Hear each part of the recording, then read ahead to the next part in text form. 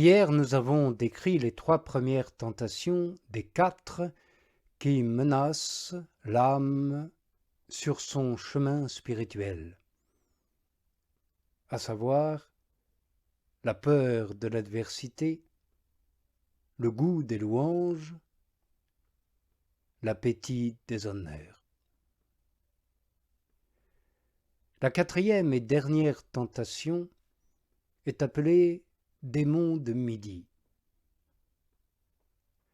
D'ordinaire, ce démon tend ses pièges surtout aux presque parfaits, c'est-à-dire aux personnes déjà très avancées après de longues années dans le chemin spirituel. Ces âmes de vertu ont tout surmonté ce qui entrave la montée vers Dieu, plaisir, applaudissements, honneur. Que reste-t-il au tentateur pour pouvoir lutter à découvert contre de telles âmes? Âmes pour lui très dangereuses, car ce sont elles, en général, qui attirent les autres vers la voie spirituelle. Il vient donc en tapinois, lui qui n'ose plus se manifester,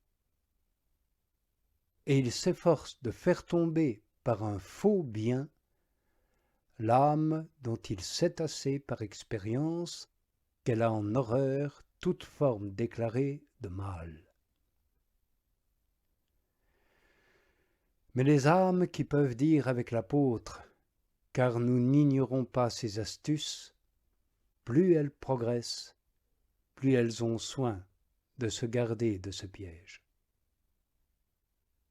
De là vient que Marie est troublée par la salutation angélique, car, si je ne me trompe, elle soupçonne une ruse de l'esprit malin. De là vient que Josué ne reçoit pas l'ange comme un ami, avant d'avoir reconnu qu'il est un ami. Aussi lui demande-t-il s'il est des siens ou de ses ennemis, un homme qui connaît par expérience les pièges du démon de midi. Les apôtres, eux aussi, n'ont-ils pas montré ouvertement qu'ils soupçonnaient le démon de midi lorsque, ramant à grand-peine contre le vent qui ballottait la barque, ils virent le Seigneur marchant sur la mer et crurent qu'il était un fantôme, si bien qu'ils crièrent de frayeur. Et souvenez-vous que l'Écriture dit « Il vint vers eux marchant sur la mer à la 4e veille de la nuit ».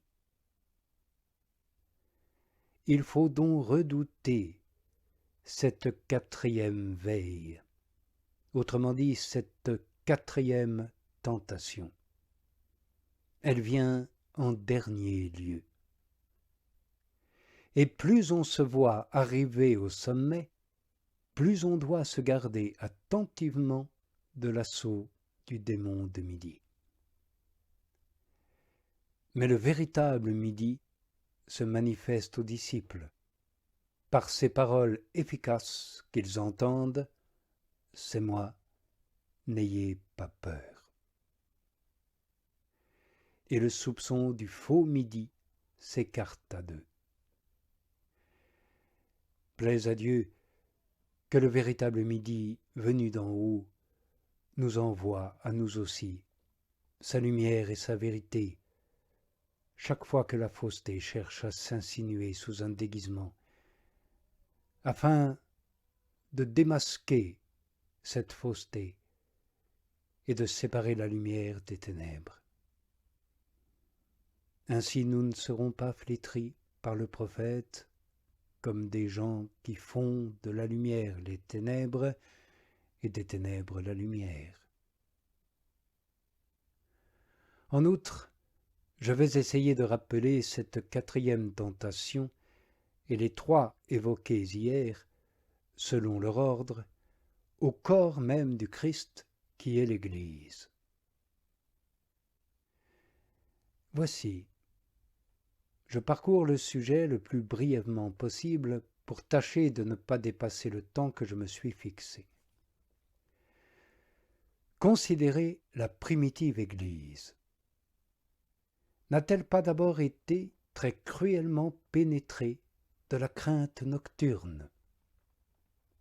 C'était en effet la nuit, lorsque quiconque tuait les fidèles pensait rendre un culte à Dieu. Une fois cette tentation vaincue et l'orage apaisé, l'Église fut auréolée de prestige, et selon la promesse qu'elle en avait reçue, elle devint, en peu de temps, l'orgueil des siècles. L'ennemi, alors, chagriné de se voir frustré de son attente, passa adroitement de la crainte nocturne à la flèche qui vole le jour, signifiant le goût des louanges, flèche dont il blesse plusieurs membres de l'Église. Alors se levèrent des hommes vains, avides de gloire, et ils voulurent se faire un nom.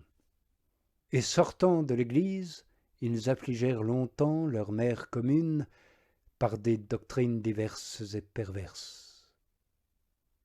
Mais cette peste qui rampe dans les ténèbres fut aussi repoussée par la sagesse des âmes humbles et fidèles, comme la première tentation l'avait été par la patience des martyrs. Voici donc notre temps, délivré, par la miséricorde de Dieu, de cette double malice, mais tout souillé par l'intrigue qui rôde dans les ténèbres. Malheur à cette génération corrompue par le levain des pharisiens, c'est-à-dire l'hypocrisie. Si toutefois on peut parler d'hypocrisie quand celle-ci ne peut plus se cacher, tellement elle est répandue, et qu'elle ne le sait même pas, tellement elle est impudente. Cette contagion infecte se propage aujourd'hui par tout le corps de l'Église, et plus elle gagne du terrain, moins elle laisse d'espoir. Elle est d'autant plus dangereuse qu'elle pénètre plus à l'intérieur. Si l'hérétique s'insurgeait ouvertement, on le jetterait dehors et il se dessécherait. Si l'ennemi se manifestait violemment, l'Église pourrait peut-être se dérober à lui. Or, maintenant, qui pourra-t-elle chasser? À qui pourra-t-elle se dérober? Tous sont ses amis, et tous ses ennemis. Tous sont ses alliés, et tous ses adversaires. Tous sont ses familiers, mais aucun n'est pacifique. Tous sont ses proches, et tous cherchent leur propre avantage. Ils sont ministres du Christ, et ils servent l'Antéchrist. Ils tirent honneur des biens du Seigneur, et ils ne rendent pas au Seigneur l'honneur qui lui est dû. Car les dignités des emplois ne reviennent pas à la vertu, mais à cette intrigue qui rôde dans les ténèbres. Cela fut prédit jadis, et voici venu le temps de l'accomplissement. C'est dans la paix que mon amertume est la plus amère.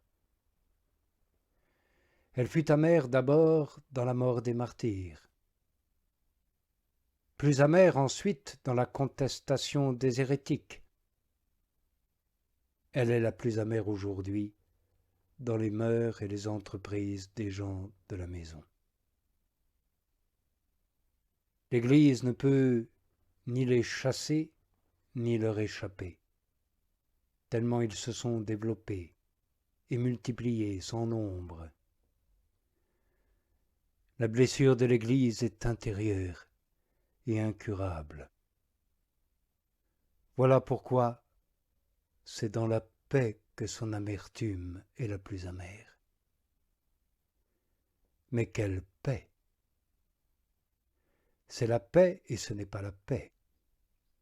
Car c'est la paix avec le monde, c'est la paix du monde, la paix avec les faux prophètes, non avec les fils. En ce temps-ci, on entend la voix de l'épouse qui se lamente. J'ai nourri et élevé des fils, mais ils m'ont méprisé. Ils m'ont méprisé et ils m'ont souillé par leur compromis perpétuel avec le monde, afin de sauvegarder leur avoir et leur pouvoir. Ainsi l'intrigue qui rôde dans les ténèbres a-t-elle agi. Il ne manque plus désormais que ceci, que le démon de midi vienne lui aussi au grand jour pour séduire ceux qui persistent encore dans leur simplicité de cœur. S'il en reste quelques-uns parmi les disciples du Christ Jésus. Mais Jésus, à son retour, trouvera-t-il encore la foi sur la terre? Car le démon a englouti les fleuves des sages et les torrents des puissants, et il se flatte d'avaler dans sa gueule le Jourdain, c'est-à-dire les humbles et les simples qui sont dans l'Église. C'est lui, en effet, l'Antichrist, qui se fera passer non seulement pour le jour, mais même pour le midi. Il s'élèvera au-dessus de ce qui est appelé Dieu ou adoré comme Dieu.